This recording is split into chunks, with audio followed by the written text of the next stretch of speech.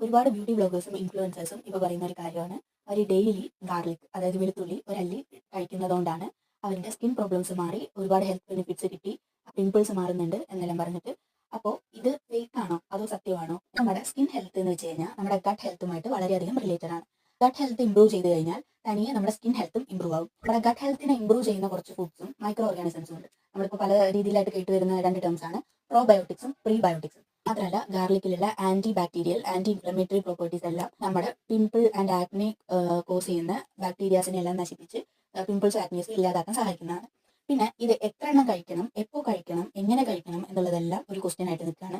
അതിൽ ഓരോന്നിനും ആൻസർ പറയുകയാണെങ്കിൽ ഇത് കൂടുതലായിട്ട് കഴിക്കുമ്പോൾ നമ്മുടെ നെഞ്ചരിച്ചൽ ഉണ്ടാവാനും അലർജി പോലെയുള്ള റിയാക്ഷൻസ് ചിലപ്പോൾ കാണിക്കാനും സാധ്യതയുണ്ട്.